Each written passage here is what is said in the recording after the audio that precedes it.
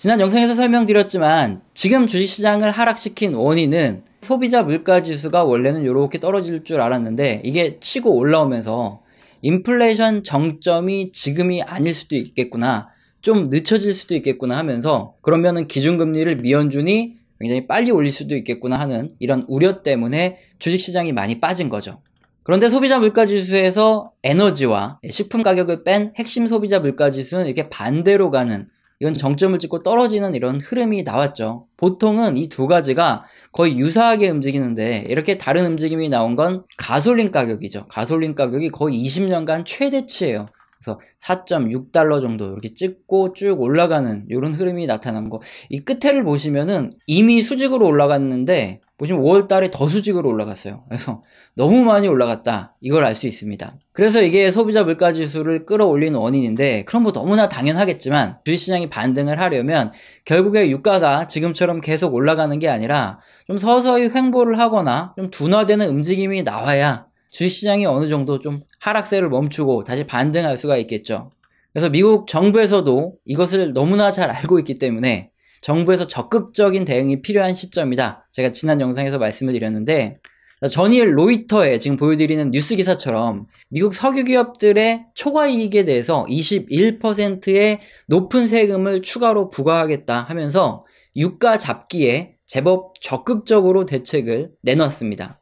좀 자세한 내용을 보면요, 론 와이든이라고 하는 미국 상원 의원, 이 재정위원장이에요. 이분이 연간 매출 한 10억 달러 이상인 석유 회사들을 대상으로 10% 정도의 이익이 나는 거는 괜찮은데 그 이상의 이익은 좀 과도한 이익이다, 이렇게 간주를 하고 거기에 대해서 추가로 21%의 세금을 또 부과하겠다, 이런 법안을 도입할 예정이라고 합니다. 미국의 석유 기업이죠. 옥시덴탈의 손익계산서인데요. 뭐 얘네뿐만 아니라 엑슨모빌, 쉐브론 등 이 대부분 미국 석유 회사들의 연간 매출은 뭐 너무나 당연히 10억 달러를 다 넘어갑니다. 그리고 여기 뭐 영업이익이라든가 최근, 그리고 순이익을 보시면 굉장히 높죠.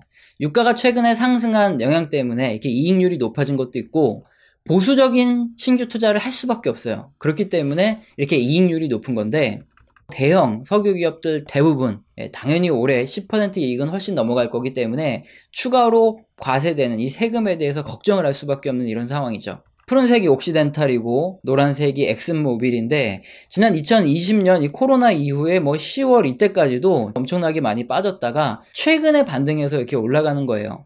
자, 이제서야 주가가 쫙 올라가는 마당에 배당도 좀 하고 자사주 매입도 좀 하고 이러자, 이렇게 하고 있는데 정부에서 추가적으로 어마어마한 세금을 때리겠다 하니까 당연히 석유협회에서는 좀 짜증이 날 수밖에 없겠죠. 여기 뉴스 보시면 미국 석유협회는 바이든에게 화석연료 억제 정책 철회를 요구하고 있다, 이런 로이터의 뉴스 기사가 있는데, 사실은 이게 가장 큰 걸림돌입니다. 왜냐면은 미국의 석유 기업들이 셰일 오일의 생산량을 늘리려고 그러면은 또 막대한 투자를 해야 돼요. 돈을 어마어마하게 쏟아부어야 되는데, 미국 정부에서, 이번 바이든 행정부에서는 2050년까지 탈탄소화 정책, 탄소를 확 줄이겠다, 뭐 이런 얘기를 하고 있죠.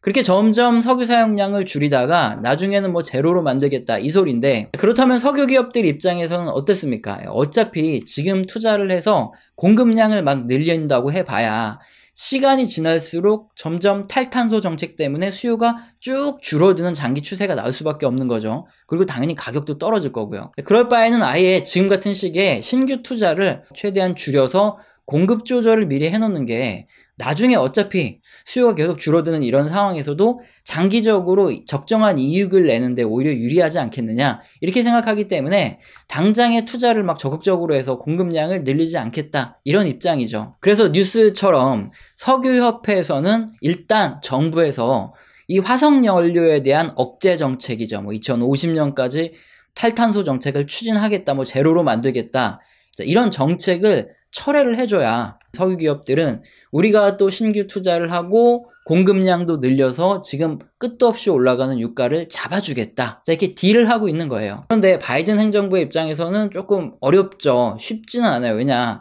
이걸 들어주게 된다면은 정책을 완전히 뒤집는 이런 문제가 생기는 거죠. 자, 그렇다면 지금까지 대부분의 정책이 그렇게까지 좋지 않았죠. 돈을 푸는 정책은 인플레이션을 유발했다고 하고, 또 이 제로 탄소 정책, 이것 때문에 유가가 오른 거 아니냐, 뭐 이런 걸 어떻게 보면 약간 좀 시인하는 이런 문제가 되기 때문에 굉장히 어렵고, 그렇다 그래서 이걸 안 들어주자니 인플레이션을 못 잡으면 11월 중간 선거에서 아예 민주당이 대부분 물갈이가 될 수 있죠. 그래도 11월 전까지 인플레이션이 조금이라도 잡힌다 이런 신호를 주려면 유가를 먼저 잡아야 되는데, 이걸 안 들어주게 되면 유가가 빠질 괜찮은 옵션을 하나 그냥 버리는 거거든요. 그러니까 이제 바이든 정부 입장에서 굉장히 난처하고 쉽게 결정을 못 내리는 이런 상황인 거죠. 자, 그런데 사실 여기서 우리가 주식 투자를 하고 있기 때문에 한번 생각해 봐야 될 문제가 있습니다.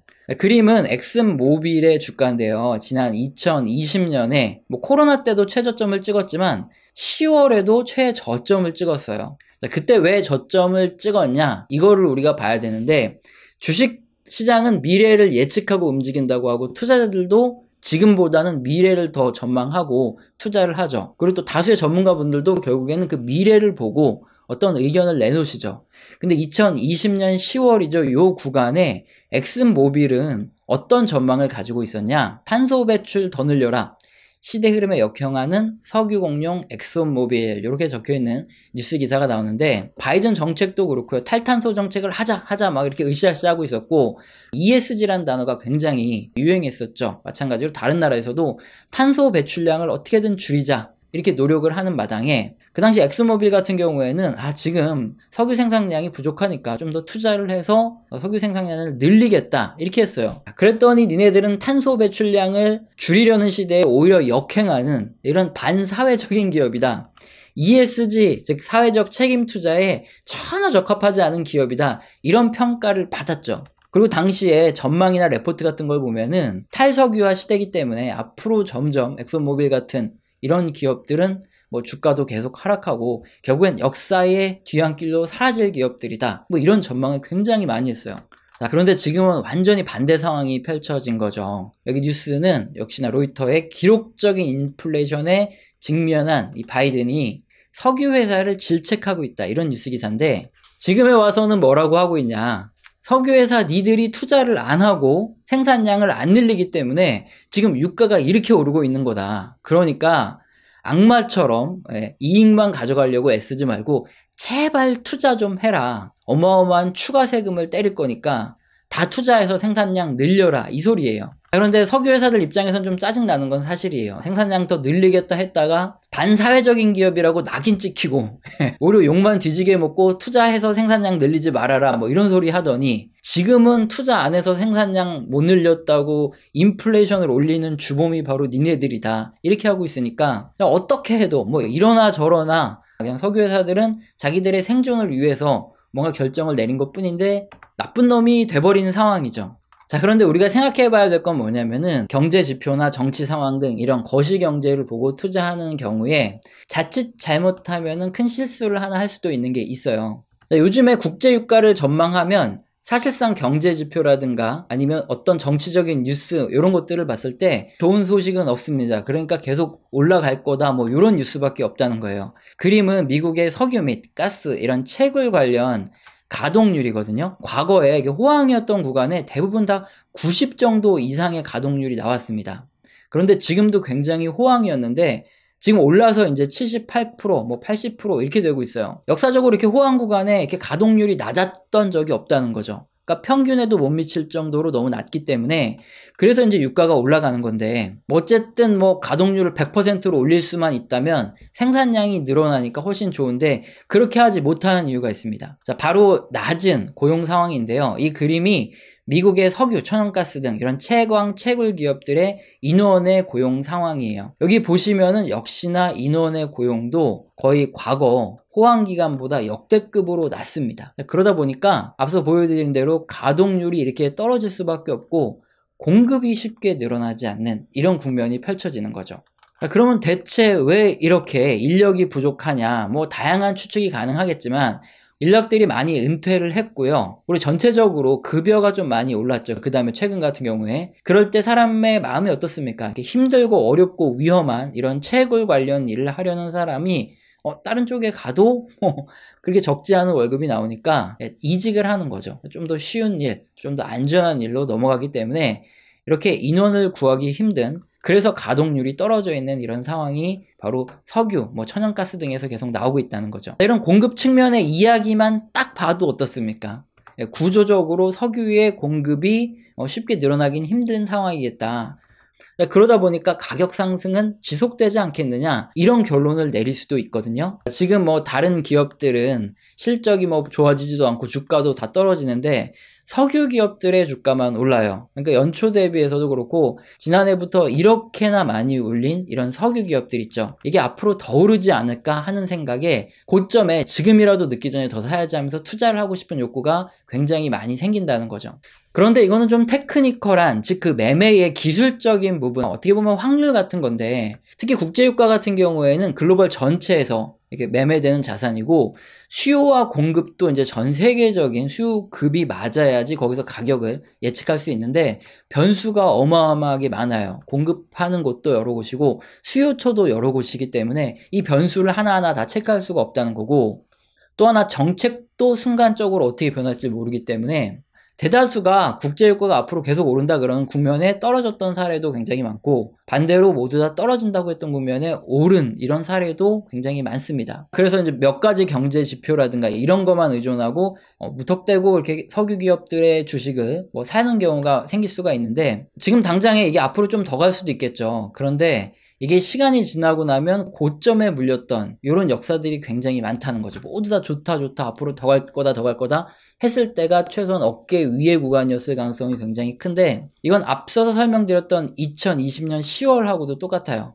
당시에도 마찬가지죠. 경제 지표도 그렇고 정책, 정치적인 상황 전부 다, 그리고 국제사회 움직임도 마찬가지였죠. 모두가 더 이런 석유 기업들은 미래로 가면 갈수록 망할 수밖에 없는 역사의 뒤안길로 사라져야 될 이런 기업이다, 이런 소리가 굉장히 많았거든요. 탈탄소화 정책의 이런 부작용으로 수요 공급이 깨지면서 공급이 너무 부족해져서 앞으로 주가도 오르고 실적도 좋아질 것이다, 이렇게 말하는 사람은 2020년 10월에 거의 한 명도 못 본 것 같아요. 마찬가지죠. 항상 그런 건 아니죠. 당연히. 그렇지만 이렇게 의견이 한쪽으로 쏠려 있는 시점에 이렇게 고점에 매수를 한다는 건 굉장히 조심해야 된다는 거죠. 굉장히 위험한 어깨 위의 구간일 수도 있으니까 주의해야 된다, 이런 말씀을 드리게 되는데, 그렇다면 이 말은 다른 말로 하면 어떻게 되겠습니까? 예상하기 힘든 다양한 정치적인 변수, 수요와 공급의 변수에 따라 오히려 다수 전문가들, 다수의 사람들이 끝도 없이 올라가고 앞으로도 더 올라갈 거라고 생각하는 이런 지금 시기에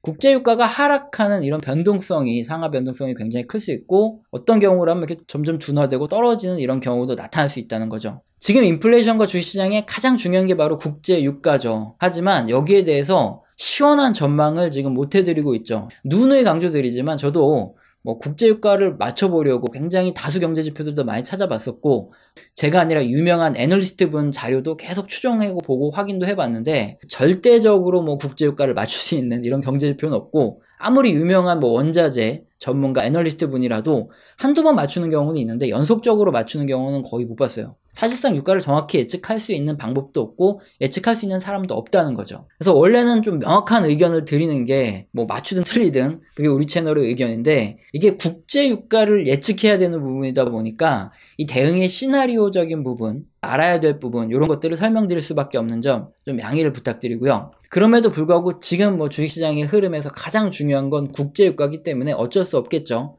지금 여러 가지 정치적인 상황들, 상원에서 세금을 크게 부과한다던가 아니면 석유협회에서 어떤 제안을 한다던가 그게 관철되건 안 되건 이런 것들을 지켜보건, 어쨌든 우리가 상황에 맞게 모니터링을 하고 유가가 진정될 가능성이 없는지 있는지 이런 것들을 계속 확인을 하면서 우리의 투자 전략을 세워봐야 되겠죠. 시청자분들은 크게 두 가지 상황에서 유튜브를 시청하세요. 고점에 운 좋게 매도하신 분도 분명히 계실 거고, 아니면 너무나 저점에서 매수를 해서 요번에 왔기 때문에 지금 이런 주가 하락은 별 걱정을 안 하시는 이런 분도 계실 거예요. 하지만 반면에 주가가 하락해서 지금 손실을 보고 있어서 어떻게 해야 될지 고민하시는 이런 관점에서 유튜브를 시청하시는 분도 있다는 거죠. 근데 여기서 가장 중요한 건 대다수 분들이 어떤 상황이냐, 이게 중요한데 아마 대부분 다 손실을 보고 있는 이런 상황이실 겁니다. 저는 경제 유튜버이기 때문에 오히려 걱정 없는 분들보다는 이제 걱정이 많으신 분들 입장에서 지금 체크해야 될 것들, 그리고 앞으로 체크해야 될 것들을 하나하나 확인하고 어떻게 우리가 대응하는 게 현명할지 이런 것들에 대해서 한번 생각해보는 이런 영상을 만들어 드린다, 이런 관점에서 봐주시면 좋을 것 같아요. 그래서 조만간 유가가 좀 이렇게 진정되거나 하락할 수 있는, 시원하게 전망을 해드릴 수 있는 이런 소식들이 좀 들려오길 기대해 보겠습니다. 우리 채널에서는 가끔씩 후원 주시는 감사하신 분들이 계신데, 감사하다는 말로 때우지 않고 한 달 교육을 진행하고 있습니다. 영상 설명란 읽어보시고 해당되시는 경우 꼭 메일 주시길 바랍니다. 오늘 영상도 마음에 드셨다면 구독과 좋아요는 꼭 눌러주시고요. 지속적인 시청 부탁드립니다. 감사합니다.